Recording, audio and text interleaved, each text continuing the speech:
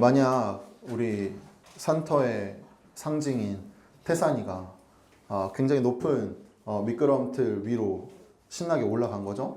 근데 그 미끄럼틀에서 태산이가 미끄럼틀을 타고 내려오려고 하는 것이 아니라 그 난간에서 뛰어내리려고 그냥 뛰어내리려고 한다면 우리 소영이나 현재나 혹은 우리가 그걸 보고 있을 때 어떻게 할까요? 소리 지르겠죠. 위험하다고, 태산이 안 된다고 소리를 지르겠죠. 물론 뭐 거기까지 올라가게 하지도 않겠죠. 그렇게 위험한 곳이라면. 그럼 당연히 소리를 치게 됩니다. 그럼 어떻게 해요? 태산이 움찔하고 행동을 멈추겠죠.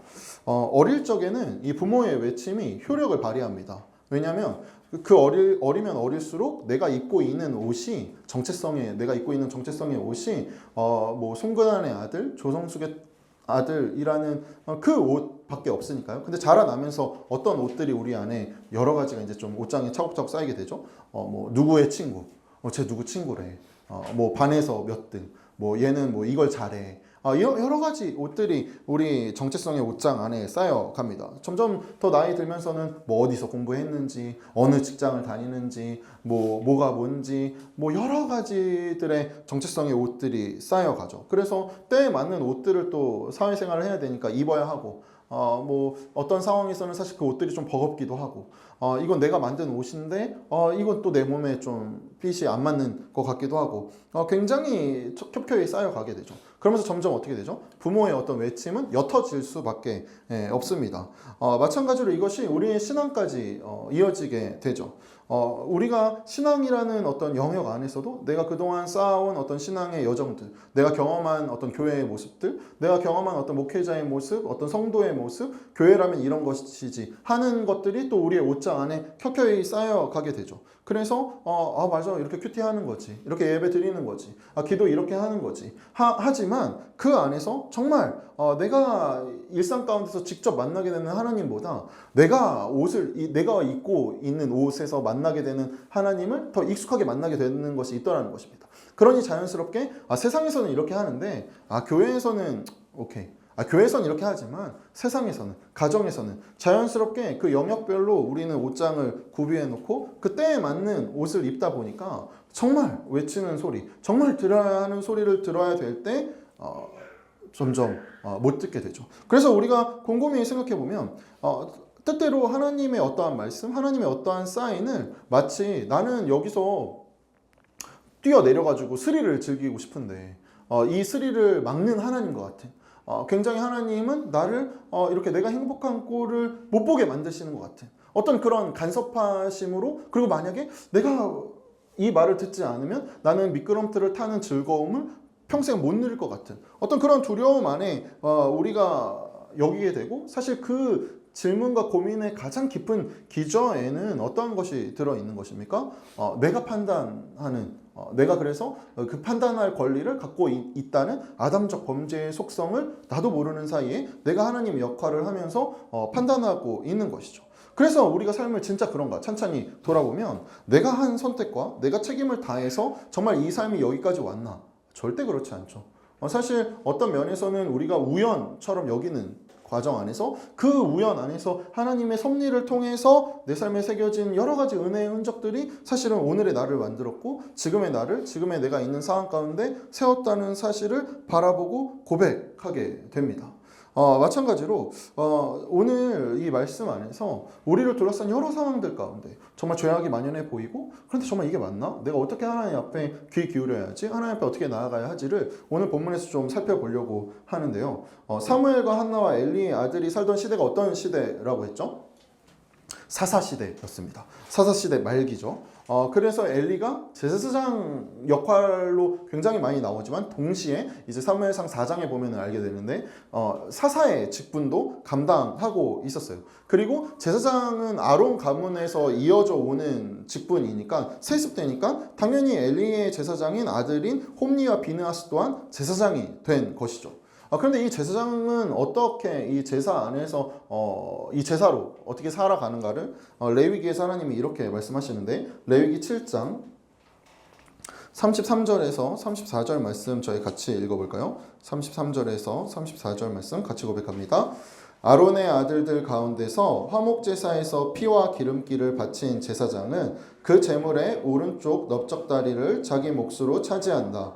화목제사의 제물 가운데서 너희가 주께 흔들어 바친 가슴 고기와 들어 올려 바친 넓적다리를 주께서 이스라엘 자손에게 받아서 그것들을 제사장 아론과 그 아들들에게 주었기 때문이다. 이것은 그들이 이스라엘 자손에게서 영원히 받을 몫이다.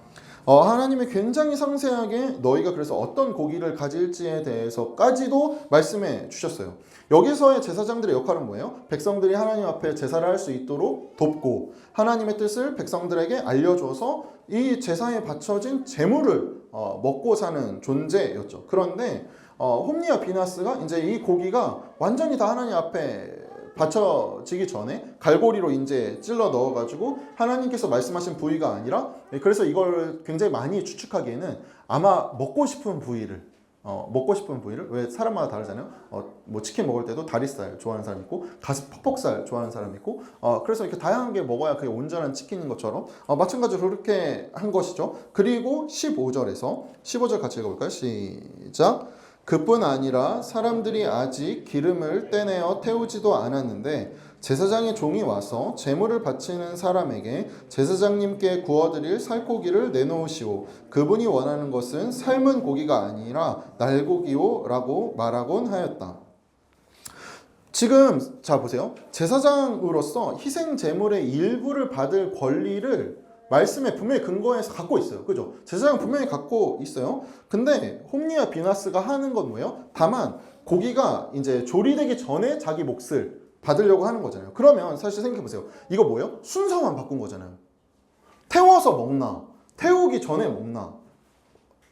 사실 이게 그렇게까지 막 엄청 막 얘네가 너무 부패했다. 아니, 우리가 부패하고 그 악행이 심했다라고 생각할 때 물론 그 뒤에 이제 우리가 생각하는 어떤 악행의 그 심이 높은 정도가 나오긴 하는데, 사실 이거를 예로 들기에는 아니 이거는 그렇게까지 막 엄청 나쁜 거보다 훨씬 더 나쁜 일이 많을 텐데, 뭐 누구 몰래 데려가가지고 막 때렸다던가, 뭐 돈을 강탈했다던가, 이런 것이 우리가 느끼기에는 훨씬 큰 어떤 어마어마한 악행으로 연결될 것 같은데, 사무엘서 기자는 이 사람들이 굉장히 나빴다. 이 소년들이, 그러니까 직역하면 소년들인데 이 소년들이 굉장히 나빴다라고 말하면서 이 예를 든 거죠. 그래서 12절에서 뭐라고 말해줘요? 같이 고백할까요? 시작. 엘리의 아들들은 행실이 나빴다. 그들은 주님을 무시하였다. 지금 호니와 비느하스가 이 순서를 바꾼 것이 이 마음의 기저에 무엇이 있었기 때문이라고 말하는 거예요? 하나님을 무시하기 때문에, 하나님을 왕으로 여기기 않기 때문이라는 것이죠. 성경이 말하고 있는 죄는 무엇입니까? 길 가다가 침 뱉는 것, 걸어가는 사람한테 뺨을 때리는 것, 이것은 사실 외형이죠.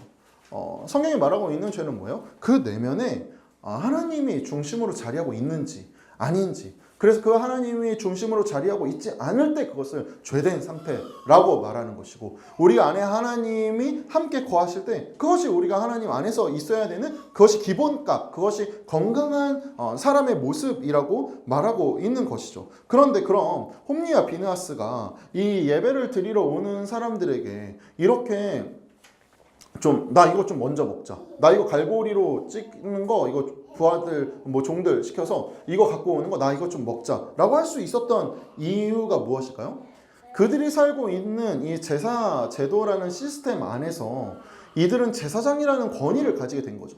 이 권위를 갖게 된 이유는 뭐예요? 이들이 하나님의 말씀을 전해주고 또 그 하나님의 말씀을 따라 살 수 있도록 돕는 역할이기 때문에 그들을 리스펙트하는 거지. 그들이 태어나면서부터 갑자기 뭐 파란 빛이 그들을 감싸고 제사장들은 막 날개가 돋아있고 이래서 이런 것이 아니잖아요. 그러니 이 하나님이 허락하시는 이 시스템 안에서 사는 자들인데, 근데 홈리와 비나스는 어떤 자예요? 하나님이 없는 시스템 안에서 사는 자들이었던 것이죠. 하나님을 위해서 하나님을 예배하는 공간에 있지만 하나님이 없는 상황에서 그 예배와 공간을 누리고 있던 자들이라는 것입니다. 이거 사실 우리가 굉장히 깊이 생각해 볼 수 있는 것이죠. 우리 매주 예배 드리잖아요. 때때로 기도도 하고 가끔 좀 영혼이 지칠 때 찬양도 듣고, 그리고 샤워하면서 하나님 그래도 오늘 좀 이런저런 하면서 하나님하고 충분히 교제하는 그 환경과 그 시스템 안에서 우리가 살아가죠. 그런데 여기서 굉장히 중요한 건 우리도 모르는 사이에 그 시스템 안에서 당연한 것이라고 여겼던 것 안에 또 다른 어떤 착취와 또 다른 어떤 폭력과 또 다른 어떤 만연함이 충분히 있을 수 있다는 것입니다. 내가 예배 드리면, 내가 하나님 앞에 이렇게 말하면 그러면 내가 오케이가 아닌 것이죠. 홈리와 비나스가 왜 이렇게 할 수 있었겠어요? 나 제사장이니까. 나 제사장이 어차피 이거 먹을 건데 이렇게 먹으면 어때? 그리고 이 정도의 무례함은 별일이 일어나지 않는 것이죠. 그런데 우리가 아는 것처럼 그 일이 하나, 두 개, 세 개씩 쌓여져 가면 어떻게 됩니까? 더 큰 짓을 하게 되죠. 이게 죄의 사실은 엄청난 무서움과 속성이죠. 뭔가 강도가 점점 세지고 어떤 별것 아닌 것처럼 점점점 여겨지고, 왜냐면 진짜 별일이 안 일어나니까요. 그러니까 이 말이 아무래도 아버지인 엘리의 귀까지 들어가게 된 것 같아요. 그래서 사무엘상 2장 22절에서 25절 번갈아 가면서 읽을까요? 22절 제가 먼저 읽겠습니다. 엘리는 매우 늙었다. 그는 자기 아들들이 모든 이스라엘 사람에게 저지른 온갖 잘못을 상세하게 들었고 회막 어귀에서 일하는 여인들과 동침까지 한다는 소문을 들었다. 그래서 그는 그를 가르쳤다. 너희가 어쩌자고 이런 짓을 하느냐? 너희가 저지른 악행을 내가 이에서 모두에게서 듣고 있다. 이놈들아 당장 그쳐라. 주의 백성이 이런 추문을 옮기는 것을 내가 듣게 되다니 두려운 일이다. 하나님께 죄를 지으면 하나님이 중재하여 주시지만 사람이 쉽게 죄를 지으면 누가 변하여 주시느냐. 아버지가 이렇게 고쳐도 그들은 아버지의 말을 듣지 않았다. 그래서 이미 그들을 죽이려고 하기 때문이다. 지금 분명히 엘리가 타일르죠. 그런데 25절에서 보는 것처럼 홈리와 비나스가 아버지의 말을 듣습니까? 듣지 않습니까? 듣지 않죠. 그러면 왜 아버지 말을 듣지 않았을까요? 이건 22절에 힌트가 있다고 여겨지는데, 엘리가 매우 늙었다는 것은 실제로 그가 늙었다는 것을 의미하는 것이기도 하지만 홈리와 비느하스에게 살아있다라고 여겨지는 것은 엘리보다는 자신의 현실인 것이죠. 내가 먹고 싶은 거 마음대로 먹고 내가 하고 싶은 거 마음대로 하고 심지어 회막 문에 있는 그 예배를 돕는 여인들과 동침하는 것조차도 내가 이거 다 관장하는 건데 내가 이 정도 하면 어때? 하는 현실이 더 살아있고 컸기 때문이죠. 그래서 사무엘 기자가 뭐라고 말해요? 이 아버지 말을 듣지 않았던 이유를 굉장히 무시무시하게 쓰죠. 뭐라고 써요? 여호와께서 그를 죽이려고 하셨기 때문에 그가 귀가 열리지 않았다는 거예요. 그런데 여러분 생각해 보세요. 재물에 손 대자마자 하나님 죽게 하실 수 있잖아요. 그죠? 회막 여인이랑 동침하려고 플러팅 날릴 때 바로 하나님이 어디서 그런 마음을 먹냐면서 번개를 충분히 그렇게 하실 수 있고, 또 그런 일들이 성경에서 나타나기도 하잖아요. 우리도 이후에 나중에 보게 될 텐데. 근데 그렇게 하지 않으신다는 것이죠. 우린 여기서 하나님의 심판에 대한 이 무엇인지, 우리의 삶에 하나님의 심판이 어떻게 나타나게 되는지를 보게 되는데, 이것을 사도 바울이 이렇게 로마서에서 우상숭배를 하며 죄악에 빠진 사람들을 설명하면서 우리한테 이렇게 말해줍니다. 로마서 1장 24절 같이 고백할까요? 시작. 그러므로 하나님께서는 사람들이 마음의 욕정대로 하도록 더러움에 그대로 내버려 두시니 서로의 몸을 욕되게 하였습니다. 지금 하나님의 심판이 불같은 회초리로 임하는 것이 아니라 바울이 뭐라고 말해요? 내버려 두심이라는 것이죠. 내버려 두심 자체가 그것이 심판인 거죠. 그런데 여러분 곰곰이 생각해 보세요. 정말 인성이 파탄난 사람이 있어요. 그 사람이 행복할 수 있을까요? 그 사람이 감사할 수 있을까요? 그 사람이 뭔가 사람의 소중함을 정말 깊이 있게 누릴 수 있을까요? 없죠. 그러니 인성이 파탄난 것 자체가 사실은 심판이죠.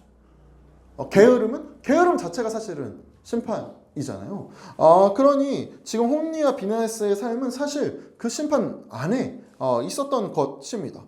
그래서 제사 제도 안에서, 하나님을 섬기는 제사 제도 안에서 살지만 하나님이 없이 사는지 모르는 삶.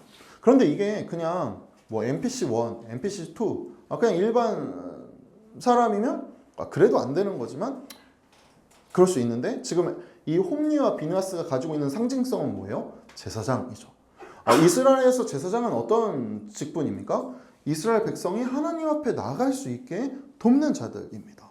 굉장히 중요한 연결 통로인 거죠. 어떤 면에서 이 사하수도에서 아주 깨끗한 물을 보내고 있는데, 그래서 그 모든 것이 다 깨끗하고 정결한데 아주 더러운 필터를 끼워서 결국에는 수혜자들이 더러운 물을 먹게 만드는 그 아주 더러운 필터와 같은 역할을 하고 있었던 것이죠. 그러니 지금 이스라엘은 어때요? 정말 희망이 없어 보이죠. 각기 자기의 소교한 대로 옳은 대로 살아가고 있는. 그래서 정말 완악한 일들이 만연한 곳에서 사실 우리가 그렇잖아요. 우리가 정치인이나 혹은 종교 지도자들이 무너지는 모습을 볼 때 더 개탄하게 되는 이유는 뭐예요?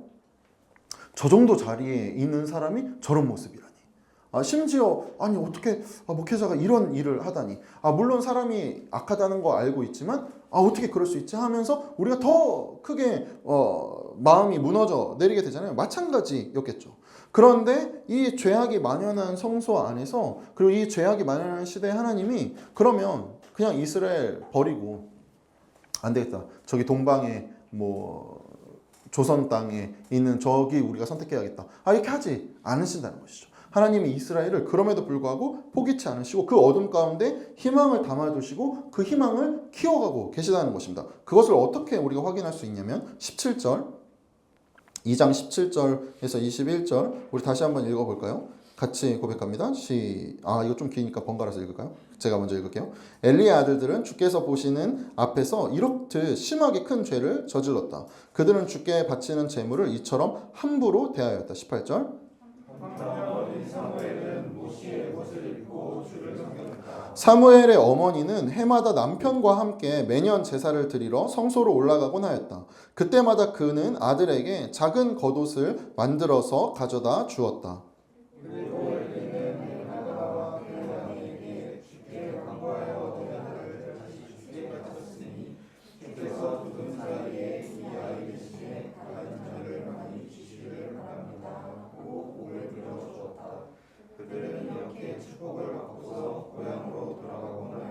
주께서 한나를 돌보아 주셔서 한나는 임신하여 아들 셋과 딸 둘을 더 낳았다. 어린 사무엘도 주 앞에서 잘 자랐다. 하고 이 뒤에 또 어떤 이야기가 들어왔었어요? 엘리가 이제 그 아들들의 악행을 듣고 아들들을 타이르는 이야기가 나왔죠. 그리고 나서 또다시 26절이 어떻게 마무리됩니까? 26절 같이 고백합니다. 시작. 한편 어린 사무엘은 커갈수록 주님과 사람들에게 더욱 사랑을 받았다라는 것이죠. 17절 보면 17절에 우리 번역에서는 이렇게 좀 강조돼서 번역되진 않았는데 심하게 큰 죄를 저질렀다의 크다와 21절에서 보면 어린 사무엘도 주 앞에서 잘 자랐다, 자라다라는 단어가 같은 단어입니다. 가돌이라는 같은 단어이고 26절에 또 쓰이죠. 커갈수록, 커지다. 이것도 같은 단어가 사용되었어요. 지금 그러니까 이걸 그냥 딱 직역해서 보면 엘리의 아들들과 사무엘이 동시에 커져갔다는 것이죠. 근데 어떻게 커져갔어요? 엘리의 아들들은 죄악이 커져갔고 사무엘은 하나님 앞에서 커가고 있다는 것입니다. 그래서 이 사무엘서 기자는 의도적으로 엘리의 아들들에 대한 사건 뒤에 사무엘에 대한 이야기를 또 놓고 엘리의 아들들의 사건 뒤에 또다시 사무엘에 대한 이야기를 중첩해서 알려줍니다. 우리가 기억해야 하는 것은 죄의 자라남은 죄만의 자라남은 아니라는 것입니다. 하나님이 우리 안에서 죄가 자라날 때 너 죄가 자라나네? 너 어떻게 그럴 수 있어? 그렇게 두지 않으신다는 것이죠. 우리 안에 희망이 같이 자라날 수 있게 하신다는 것입니다. 이것이 은혜의 역설인 것이죠. 하나님은 인간의 실패가 아무리 클지라도 그 인간의 실패의 크기가 정말 어마무시할지라도 결코 하나님의 신실하심을 멈추게 할 수 없다는 것이죠. 그러니 죄를 사랑이 이긴다는 것은 그냥 이렇게 그동안은 안 그랬는데 예수님의 십자가 사건에서 빵 하고 한 번 일어난 일이 아니라 사실 지금 우리가 이스라엘 역사를 살펴보면서 무엇을 확인하게 돼요? 하나님이 포기치 않으셨다는 것이죠.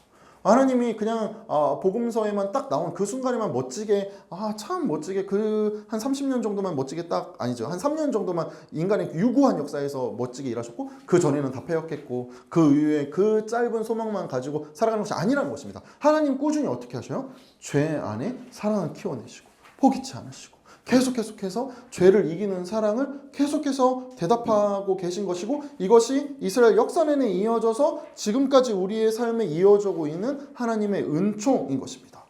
사무엘은 지금 어떤 상황에서 자라고 있어요? 악이 만연하고 희망이 없어 보이는 이 굉장히 무력한 성소에서 게다가 굉장히 무력한 엘리의 손에서 키워지고 있죠. 그러면 여러분 생각해보세요. 문득 이런 생각이 들더라고요.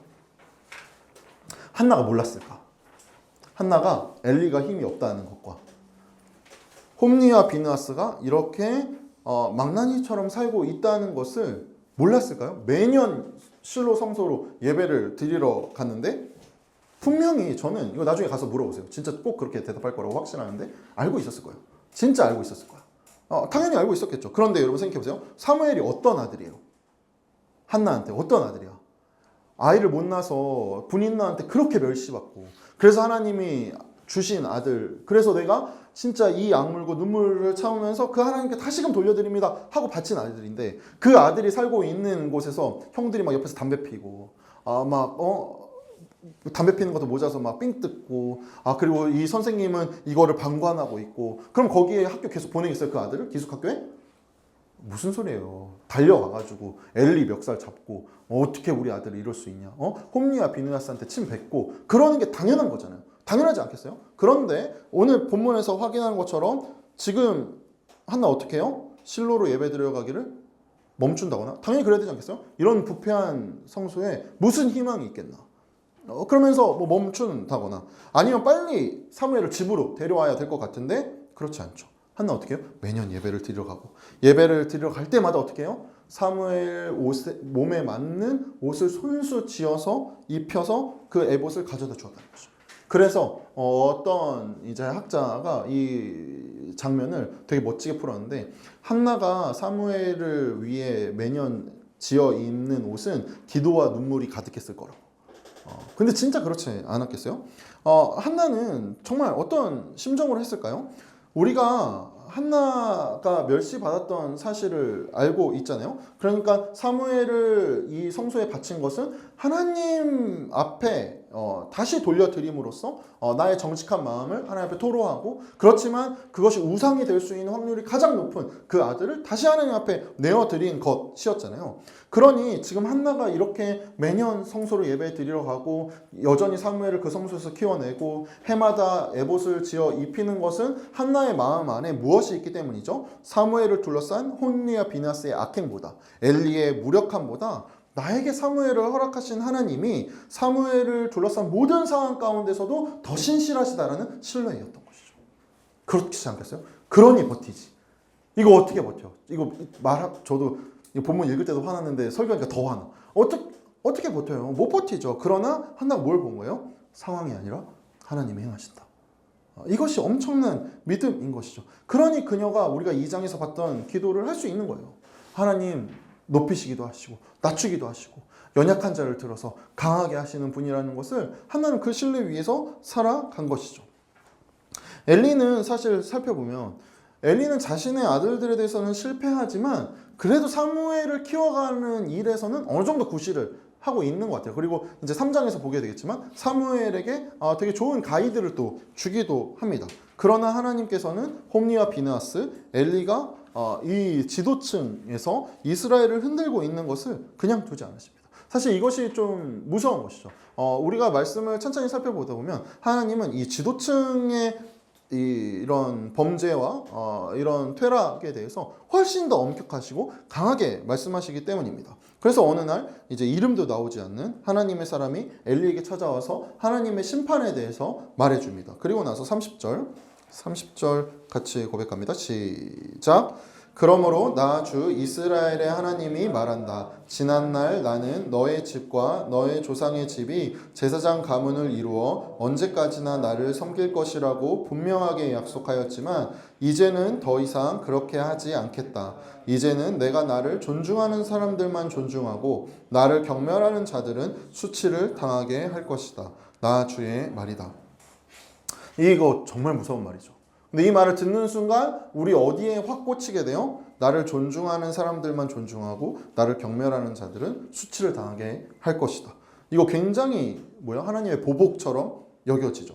그래서 우리가 이 말씀에 근거해서 우리는 하나님을 어떻게 생각하기 쉬워요? 이분법의 하나님으로 생각하기 쉽잖아요. 하나님 말 잘 들으면 하나님을 축복하고 하나님 말 안 들으면은 하나님은 얄짤없이 그냥 이렇게 없애는 분 같은데 곰곰이 생각해보면 하나님이 이렇게 말씀하시는 이유가 뭐예요? 하나님 왜 이렇게 말씀하실까요? 이스라엘이 이스라엘로 살 수 있는 이유는 이스라엘의 힘이 아닙니다. 이집트나 가나안처럼 곡식을 추수해서 그거 먹고 살아서 별반 다를 바 없어 보이지만 하나님께서 이스라엘을 언약 백성으로 택하셨다는 것 자체가 이스라엘은 무엇으로 사는 존재라는 것을 우리가 알고 우리 또한 어떤 존재라는 것을 알게 됩니까? 하나님의 영광으로 사는 존재인 것이죠. 하나님의 영광으로 사는 존재인데 하나님을 경외하고 사랑하는 것 자체가 이스라엘을 살게 하는 것이기 때문입니다. 그러니 하나님이 우리 자신이 하나님의 호흡으로 만들어진 존재라는 것을 하나님이 가장 잘 알고 계십니다. 그러니 하나님의 호흡이 끊어지고 하나님을 향한 사랑이 없어지고 하나님을 향한 존중과 경외가 사라지는 것은 사실 그걸 그냥 하나님의 어떤 대상으로 이제 하나님은 안 봐. 하나님은 어느 정도 거리를 가져야겠어가 아니라 호흡이 끊어지는 것이죠. 그러니 지금 하나님은 무엇을 말씀하고 계시는 거예요? 그 미끄럼틀 위에서 뛰어내리면 너 다친다고. 너 거기면 큰일 난다고 지금 소리치고 계시는 것이죠. 그럼에도 악행을 멈추지 않는 이 가문에서 하나님은 또 자신의 백성을 보호하셔야 하기 때문에 어떻게 해요? 아론 계통의 제사장이 이제 엘리 이후로는 이어지지 않을 것이라고. 그래서 사실 이거를 더 깊이 살피면 이 제사장 가문의 더 위로 올라가서 그 순수성을 회복하시는 일을 이제 또 하나님이 허락하시는데 그런데 하나님의 이 심판이 그냥 진노로만 끝나지 않습니다. 35절 말씀에 이렇게 딱 이 하나님의 사람이 이렇게 맞춰요. 같이 고백합니다. 시작. 나는 나의 마음과 나의 생각을 따라서 행동하는 충실한 제사장을 세우겠다. 내가 그에게 자손을 주고 그들이 언제나 내가 기름 부어 세운 왕 앞에서 제사장 일을 보게 하겠다. 여기서 충실한 제사장에서 충실한으로 번역된 히브리어가 네만이라는 단어인데 이 네만이 우리가 예배 때마다 그리고 우리가 굉장히 신앙에서 자주 사용하는 아멘과 같은 어근을 써요. 그래서 이 아만에서 파생된 단어인데 이 아만이 어떤 뜻이냐면 버티어서다. 뭔가에서 이렇게 버텨서는 것. 내가 뭔가 이렇게 견고하는 것. 이런 것을 말할 때 이 아만이라는 단어를 쓰는데 그래서 아멘이라고 말할 때 이 아멘 안에 무엇이 담겨 있어요? 그거 정말 진실합니다. 정말 그것이 이루어질 것을 신뢰합니다. 라는 고백이 아멘인 거잖아요. 그러면 네만은 무슨 뜻이냐면 흔들림 없이 견고하여 전적으로 믿을 수 있는 상태. 이것은 너무 흔들림 없어서 이건 굉장히 견고한 굳은 든든한 터전의 의미를 갖고 있는 것이죠. 그리고 나서 마지막에 기름 부어 세운 왕은 이것은 이제 히브리어로 뭐예요? 메시아. 그리고 헬라어로는 크리스토스. 우리말로 뭐예요? 그리스도인 것이죠. 지금 하나님께서 이 무너진 제사장의 자리에 아멘할 수 있는 제사장, 든든한 제사장, 신실한 제사장을 세우시겠다라고 선언하시죠. 그래서 이게 1차적으로는 사무엘을 지나서 이후 다윗으로 그리고 다윗 안에서 또 세워지는 사독 계열의 제사장으로 역사 안에서는 이루어지지만 우리는 이 계보가 어디까지 이어진다는 걸 알고 있어요? 예수 그리스도라는 것이죠. 그러면 생각해 보세요. 하나님이 나를 존중하는 사람은 존중하고 나를 존중하지 않는 사람은 내가 그를 경멸하겠다라고 말씀하실 때 하나님 실제로 근데 어떻게 대답하셨어요? 충실한 제사장을 세워서 우리끼리 행복하자 하신 게 아니죠. 그 충실한 제사장을 어떻게 하셨어요? 죽이셨죠. 죗값으로. 거절하는 이들을 위한 죗값으로 죽이셨다는 거예요. 이것이 하나님의 사랑인 것이죠. 이 예언을 통해 우리가 확인하게 되는 것은 뭐예요? 하나님께서 망해가는 이스라엘을 망할 만한 이스라엘을 포기치 않으신다는 것이죠. 홈리와 비나스가 무너뜨린 자리에 엘리가 채우지 못하는 자리에 그렇게 쉼없이 흔들리는 이스라엘을 하나님께서 직접 견고하게 하겠다. 시대를 흘러서 이게 도대체가 안 되니까 어떻게 하죠? 내가 가겠다. 내려오셔서 본인이 만든 피조물에게 본인이 죽으시는 것을 당하심으로 오늘 우리에게까지 주어지는 약속이라는 것입니다. 그런데 우리가 곰곰이 생각해 봐야 되는 것은 하나님의 이 엄청난 선언이 지금 선포된 거잖아요. 그죠? 이거 사실 이때 뭐 알았겠어요? 하나님이 진짜 그 일이 일어날 줄, 하나님이 이런 일까지 행하실 줄 뭐 알았겠어요? 몰랐겠죠. 그런데 이것이 이루어지는 자리가 엘리가 굉장히 신실하게 책임감 있게 행동하고 홈리와 비나스가 아버지를 너무 잘 보필해가지고 이스라엘에 둘도 없는 태평성대가 펼쳐지는 때에 하나님이 이 예언을 말씀하신 것이 아니라 진짜 다 망해서 어떻게 이럴 수 있나? 제사장이 어떻게 이럴 수 있나? 아, 정말 어떤 희망도 없구나. 모든 배신이 만연한 자리에서 하나님이 자신의 뜻을 말씀하시고 이루어 가신다는 것입니다. 그 자신의 뜻을 어떻게 지금 하나님은 이뤄가고 계세요? 그냥 말만 이렇게 하셔요? 아니죠. 지금 엘리의 아들들과 교체돼서 설명되는 그 흔들림 속에서 신실하게 어린 아들을 위해 에봇을 지어 입히는 한나를 통해, 그리고 무력한 엘리의 손에서 패역한 이 실로 성소에서 사무엘을 키워가심으로 드러내고 계시다는 것이죠. 우리가 죄가 만연한 이 죄 가운데서 은혜로 살아간다는 것은 그냥 이거 죄 보지 마. 세상 그렇게 더러운 거야. 너 그냥 하나님 앞에 신실하게만 있어. 하나님 앞에 예배만 드려. 이런 것을 말하는 것이 아닙니다. 그렇게 될 경우에는 또 어떻게 돼요? 지금 홈리와 비나스처럼 또 다른 시스템으로 대체해야 할 뿐인 것이죠. 지금 사실 엘리의 실패는 뭐예요? 엘리가 나쁜 사람일까요? 엘리 나쁜 사람 아니에요. 아마 엘리 할아버지 어떻게 만나게 될지 모르겠지만, 만약에 만나게 된다면, 어쨌든 뭐 애매하긴 하지만 분명히 허허하는 사람일 것 같아요. 이래도 좋고 저래도 괜찮고 뭐 그러지 않겠어요? 그러니까 아들들이 그렇게 할 때까지 그렇겠죠. 그러고 또 그 품에서 잘하는 사람이겠죠. 그런데 우리가 아는 것처럼 선하기만 한 사람은 사실 가장 치명적이죠. 이거 굉장히 우리가 많이 생각했는데, 세상에서 그냥 선하다라고 할 때 그 선함이 정말 하나님 앞에 선함인가? 하나님 앞에 선함은 사실 뭐도 있어요? 정말 예수님이 우리가 생각하는 모습에 선하기만 한 모습이면 그 성전에 가가지고 비둘기 때 여기서 어디서 장사하냐고 소리 지르면 안 되죠. 그건 무례한 거잖아요. 생각해보세요. 그 비둘기 팔던 분이 사실 3일을 굶었어. 이 비둘기 팔아야지만 밥을 먹을 수 있어. 그래서 비둘기 들고 왔는데 갑자기 웬 청년이 나와가지고 이 상을 다 엎어버려. 누구를 내쫓아야겠어요? 그 청년을 내쫓아야죠. 당연하지 않아요? 그렇잖아요. 우리가 어떤 선함이라는 기준 안에서 이 선함이 그냥 뭐든지 괜찮고 그럴 수 있다. 그것이 아니라고 성경이 우리에게 말해주는 것이죠. 그러면 어떻게 써야 했을까요? 혼내야죠. 혼내는데 그냥 혼내는 것이 아니라 제사장직을 못하게 해야죠. 삭개오처럼 물어주게 해야죠. 도대체 안 되겠으면 내 손으로 내가 너를 끊어버리겠다. 이거 사실은 광야 시절에 엄청 많이 일어나잖아요. 레위 지파가 이 패역한 자기 민족들을 울면서 죽이잖아요. 이렇게라도 했었어야죠. 그것이 이 이스라엘을 지키는 자로서의 책무를 하는 거잖아요. 그런데 사실 엘리는 뭐예요? 그 안에 어떤 기저가 있었다고 이 하나님의 사람의 심판에서 그 말씀을 하나님이 하시는데, 자신보다 아들을 더 사랑했다. 하나님이 이렇게 질책하시는 것이죠. 그러면 동시에 한나는, 우리가 한나를 비교해서 보게 되는데, 대조해서 무너진 시대 속에서 타락한 성소에서 무엇을 신뢰합니까? 그래도 하나님 신실하다. 이건 사실 무력한 신실함이 아니죠. 한나는 분명히 시대에 대한 흐름을 알고 있었고, 그가 노래하고 기도하는 그 기도를 통해서 한나는 정의와 공의의 하나님을 분명히 알고 있었고, 그래서 사무엘을 굉장히 사랑했지만, 엘리도 이 아들들을 사랑한 것 같이 한나도 사무엘을 사랑했지만, 한나는 뭐예요? 그걸 넘어서 사무엘을 사랑하시는 하나님을 사랑한 거죠. 이게 굉장히 중요합니다. 선한 것과 좋은 것이 궁극적인 것이 될 때 그것이 뭐가 되는 거예요? 우상이 되는 거죠. 선한 것과 좋은 것이 나쁜 것이어서 아니에요. 욕망이 왜 나빠요? 우리가 갖고 있는 어떤 이 욕구나 이게 부정한 것이 어디 있겠어요? 하나님 그거 다 우리에게 허락하셔서 하나님의 성품을 드러내고 하나님 안에 있는 것을 우리가 또 갖고 있는 것인데, 그런데 동시에 그것이 궁극적인 것이 될 때, 여러분 돈 필요하잖아요. 그렇잖아요. 사랑 필요하잖아요. 이성 안에서의 어떤 이런 내가 뭔가 끌어올리는, 혹은 내가 어떤 관계 안에서의 어떤 설레는 마음들 다 필요하잖아요. 그런데 그것이 내가 궁극적인 것이 될 때, 그러니 그것이 그 자리를 대체하게 될 때 사람은 어떻게 돼요? 자연스럽게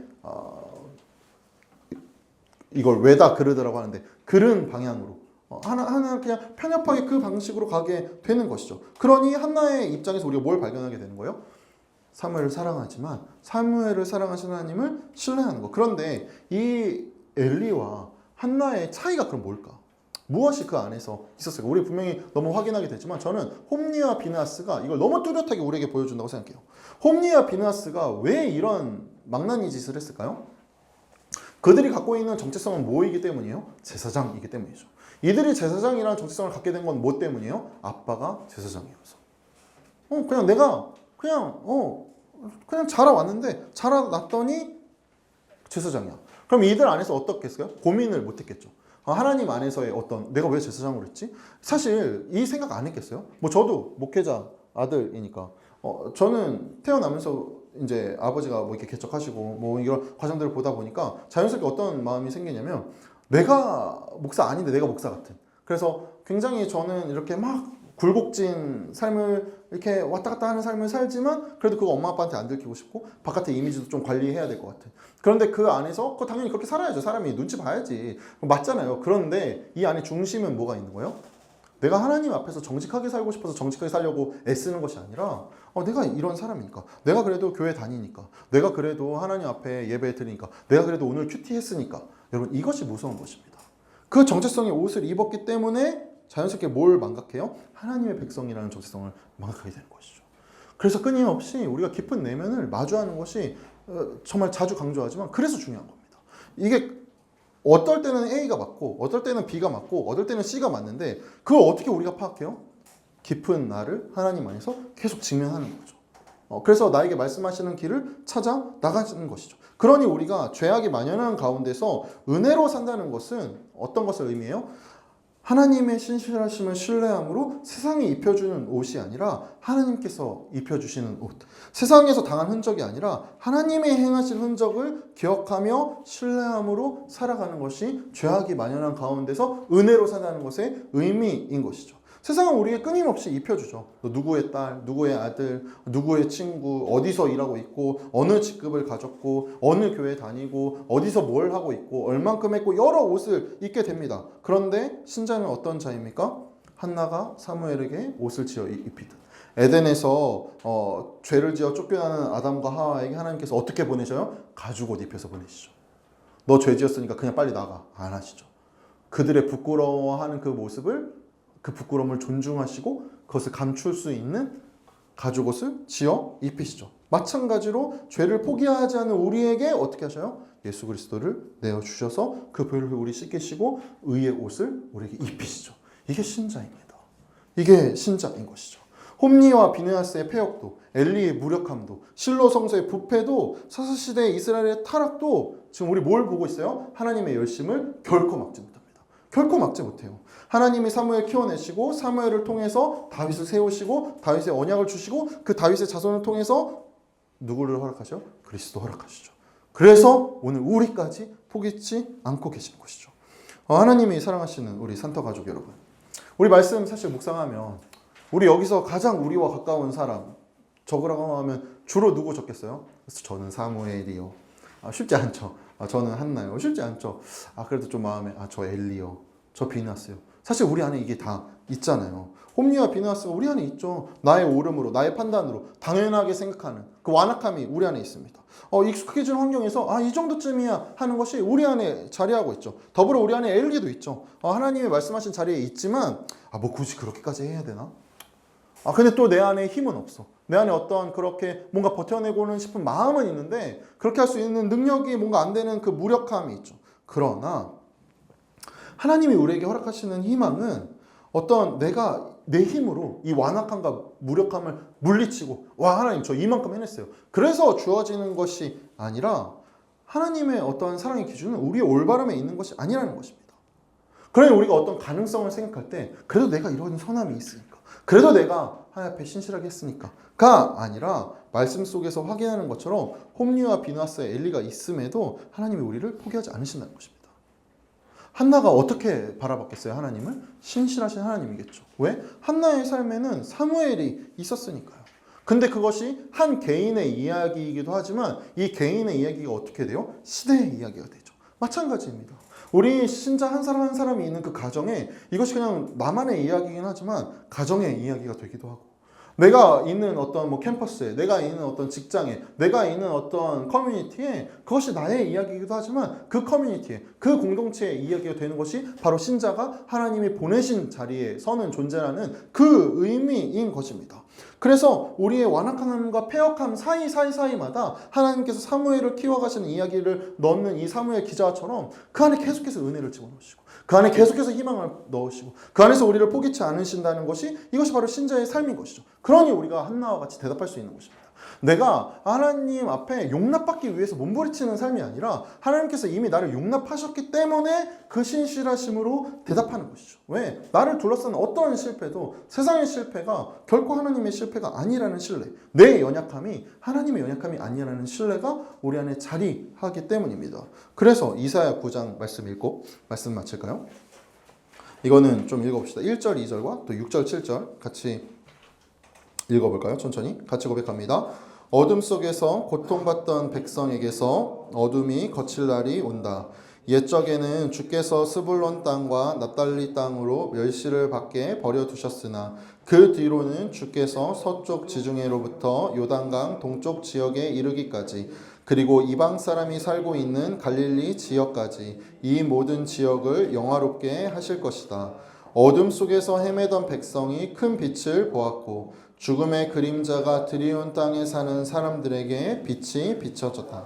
6절 시작. 한 아기가 우리에게서 태어났다. 우리가 한 아들을 얻었다. 그는 우리의 통치자가 될 것이다. 그의 이름은 기묘자, 모사, 전능하신 하나님, 영존하시는 아버지, 평화의 왕이라고 불릴 것이다. 그의 왕권은 점점 더 커지고 나라의 평화도 끝없이 이어질 것이다. 그가 다윗의 보좌와 왕국 위에 앉아서 이제부터 영원히 공평과 정의로 그 나라를 굳게 세울 것이다. 만군의 주의 열심히 이것을 반드시 이루실 것이다. 이거 이루어졌습니까? 안 이루어졌습니까? 이루어졌죠. 이스라엘의 죄악이 그리스도를 막지 못합니다. 하나님의 열심히 버림받아 마땅한 우리를 어떻게 하십니까? 다윗의 계보로 밀어 넣으시는 것이죠. 그렇지 않습니까? 기꺼이 우리를 위해 예수 그리스도를 지불하십니다. 그 하나님께서 오늘도 죄악된 우리의 어둠 사이사이마다 우리를 포기치 않으십니다. 이것이 신자가 자랑스럽고 당당할 수 있는 이유인 것이죠. 세상에 아무리 야 너 이 정도밖에 안 되잖아.